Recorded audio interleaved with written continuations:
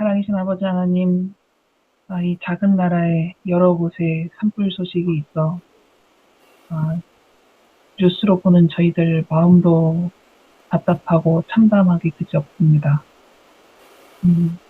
참으로 인간이 이러한 현상들 앞에서 할 수 있는 일이 얼마나 적은지 다시 한번 겸손해집니다. 아버지, 사람의 힘으로써 해결할 수 없는 큰 일들이 벌어지고 있습니다. 이 나라를 아껴주시고 그곳에 있는 사람들을 불쌍히 여겨주셔서 산불이 빨리 진화될 수 있도록 인도하여 주시고, 또 오늘 이 시간 저희가 함께 성경 공부를 하고자 합니다. 필요한 지혜를 충분히 부어주시옵소서.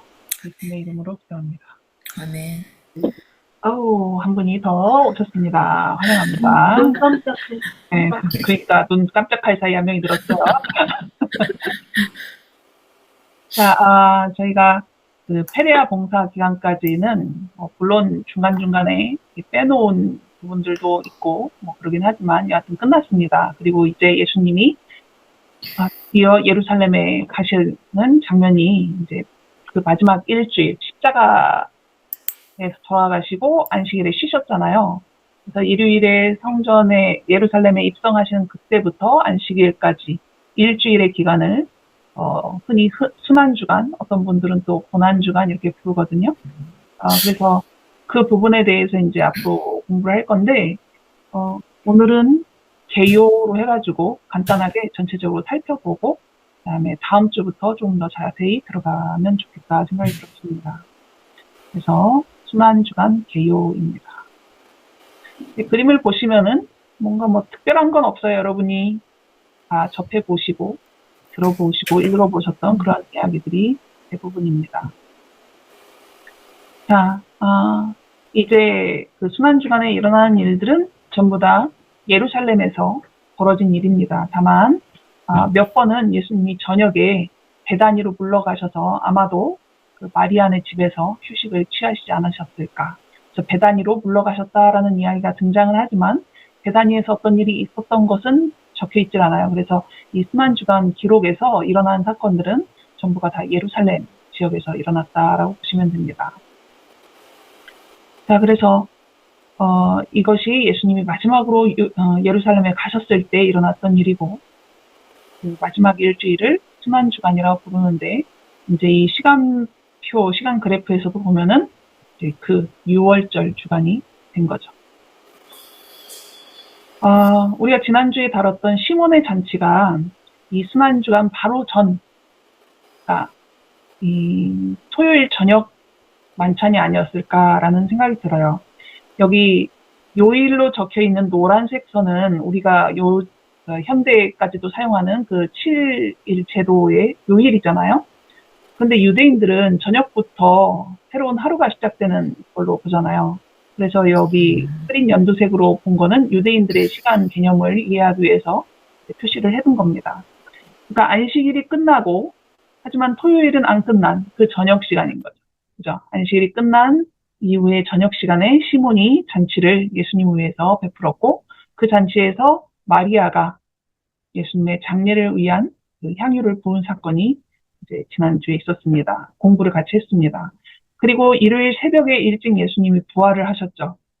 그래서 그 사이에 있는 일요일부터 토요일까지 유대인의 시간 개념으로 보자면 안식 후 첫날에서 안식일까지 일주일의 시간을 우리가 순환주간이라고 부릅니다. 첫째 날에는 예수님이 나귀를 타고 예루살렘에 들어가시는 승리의 입성이 가장 중요한 사건이었어요. 그리고 그날 저녁에 베다니로 물러가십니다.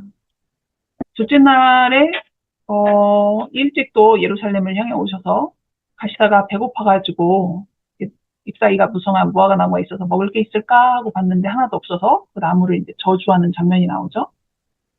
그리고 그날 예수님이 성전에 들어가셔서 어지러운 성전에 그 장사치들이 많은 성전에서 성전 정결하시는 장면이 다시 등장을 합니다. 예수님이 사역을 시작하실 즈음에도 이런 일이 있었는데 이 사역이 끝나가는 즈음에 다시 한번 성전 정결을 하시는 사건이 기록되어 있죠. 그리고 그날 저녁에도 베다니로 물러가십니다. 그리고 화요일이 예수님이 성전에 마지막 들어간 날이에요. 그날 여러 가지 비유도 말씀하셨고, 그 다음에 예수님을 찾아와서 시험하려고 하는 무리들의 여러 가지 질문에 대답을 하시는 그런 일들도 있었습니다. 그리고 그날은 베다니로 물러갔다라고 하지 않으시고 감람산으로 가셨다라고 했어요. 그리고 그날 유다가 완전히 마음의 결심을 한 것으로 보입니다. 반역을 하기로. 그리고 나서 수요일에 대해서는 특별하게 언급이 되지 않아요. 목요일이 최후의 만찬이 있던 날입니다. 낮에는 그 최후의 만찬을 준비하기 위한 그런 내용이 있었고, 저녁에 이제 최후의 만찬, 네, 이제 시간을 가졌죠. 물론, 발을 씻겨주는 그런 일들도 있었고, 그리고 나서 만찬이 끝난 다음에는 예수님이 겟셋만의 동산으로 가시죠.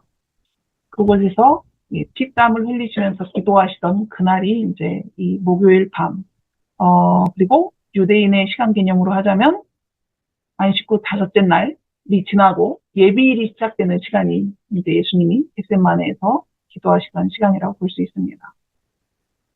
그리고 금요일에 예수님이 십자가에 달려 돌아가셨어요. 안식 후 다섯째 날 목요일이니까. 그렇죠. 목요일이죠.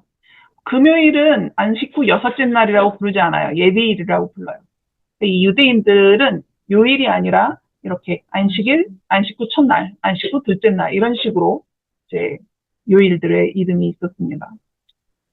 겟셋마네에서 기도하시고 그것이 끝난 다음에 십자가형을 받기까지 그 중간에는 제사장들에게 그리고 빌라도에게 헤롯 왕 앞에서 뭐 이렇게 재판을 받는 장면들이 나오죠. 그리고 십자가에서 달려 돌아가신 예수님이 금요일 해가 지기 전에, 그러니까 안식일이 되기 바로 직전에 요셉의 무덤에 장사되셨습니다. 그리고 안식일에는 뭐 예수님이 하신 게 없으시죠. 안식하시고 일요일 새벽에 부활하셨습니다.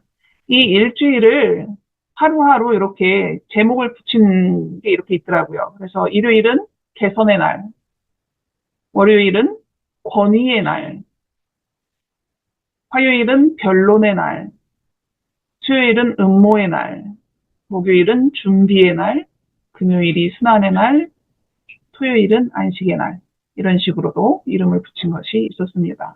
그럼 수요일엔 뭐를 하셨길래 이렇게 아무런 기록이 없을까? 그냥 찾아보니까 물러가심이라고만 이렇게 제목을 해놨어요. 물론 우리가 공부할 때는 좀 더 자세한 이야기가 나올 수도 있지만, 그래서 이렇게 일주일을 중심으로 하는 순환주간의 일을 다음 주부터 좀 더 자세히 보게 될 것입니다. 자, 우리가 지금 사복음서를 공부하고 있다라고 생각하시면 되는데, 마태복음은 28장까지 있고, 마가복음이 16장, 누가복음이 24장, 요한복음이 21장까지 있죠. 그런데 마태복음 28개 장 중에서 7개, 마가복음에서는 5장, 누가복음에서는 5장, 요한복음에서는 8장이 이 순환주간에 일어난 일들을 기록하고 있는 장이에요. 이 전체적으로, 그러니까 예수님의 사실 태어났을 때와 어린 시절도 사복음서에서 많이 다루지는 않잖아요. 그리고 유년 시절, 30살이 될 때까지 일어난 일은 예수님이 12살에 6월절에 성전 가셨을 때 잠깐 에피소드가 나온 거 외에는 사실 거의 잠잠하다가 30살 때부터의 활동이 이제 제대로 등장한단 말이에요. 그러니까 이제 앞쪽에 있는 몇 장은 그 태어난 것과 유년 시절 관련된 이야기가 있고 나머지는 다 30살 이후부터의 사건들이잖아요. 그런데 이 순환주간의 마지막 7일을 위해서 요만큼을 할애를 한 거예요. 엄청나죠, 그죠? 그리고 이렇게 분홍색으로 표시되는 부분은 예수님이 부활하신 것이 적혀 있는 장들입니다. 다시 말해서 사복음서에서 순환주간이 차지하는 비율이 약 30%라는 얘기니까 엄청나죠, 그죠? 그냥 어린 시절 이야기를 빼고 그래서 3년 반의 이야기를 적었다라고 우리가 그냥 얘기할 수도 있어요. 그냥 거의 부록이다시피 있는 얘기처럼 생각하고 3년 반 중에 일주일치의 분량이 이렇게 많은 겁니다. 예수님이 이런 말씀하신 적이 있어요. 내가 이를 위하여 이때에 왔나이다. 예수님에게 있어서는 이 시간, 순환주간, 그리고 마지막 즈음에 있을 그 십자가가 엄청 중요한 사건이고 그것을 위하여 이때에 오셨고 이제 그 시간표에 맞춰서 가시는 거죠. 이 전체 그 복음서의 클라이막스에 우리가 이제 진입하는 것입니다. 그래서 첫 번째 그림은 승리의 입성, 나귀 타시는 예수님의 장면이고 두 번째 그림은 사실 이파리가 이렇게 생기진 않았는데 무화과나무가 예, 무화과나무에 가셔서 열매를 찾는 모습 그리고 성전 정결하러 들어가셔서 상을 뒤집어 엎으시고 뭐 이런 장면이겠죠. 그리고 화요일에 백성들을 가르치다가 지도자들이 와서 이것저것 따지고 질문하고 뭐 이런 장면이 나옵니다. 그리고 목요일 저녁에는 그 최후의 만찬 있기 전에 발을 씻기는 장면. 그리고 그날 밤에 목요일 밤 그 겟세마네 동산에서 제자들은 잠들어 있고 예수님은 기도하시는 장면이. 그리고 잡혀가셔서 제사장들 앞에서 신문을 받으시는 결국 십자가에 달려 돌아가시는 이런 순환 주간의 이야기들이 이제 펼쳐질 것인데요. 조만간 우리가 복음서의 클라이막스를 공부할 것입니다. 자, 네, 오늘은 여러분께서 한 말씀 하시는 날입니다. 뭐 이렇게 힘드실까봐 지난 3개월 동안 공부한 내용에 대한 피드백을 하셔도 되고 앞으로 3개월 동안 공부할 복음서의 마지막 부분에 대한 어떤 기대와 결심을 말씀해 주셔도 좋습니다. 자, 일단 이런 말씀을 나누시기 전에 기도를 하도록 하겠습니다. 사랑하신 아버지 하나님, 계획된 시간표대로 예수님께서는 모든 것을 완전하게 이루시고 드디어 마지막으로 예루살렘에 오셨습니다. 우리가 앞으로 그 순환 주간에 있었던 일들을 공부하게 될 때 조금 더 예수님의 행적을 자세히 알 수 있도록 도와주시고 그러한 공부를 통하여 예수님의 마음에 더욱 가까이 갈 수 있도록 그 마음이 우리의 마음이 될 수 있도록 인도하여 주시옵소서. 예수님의 이름으로 기도합니다.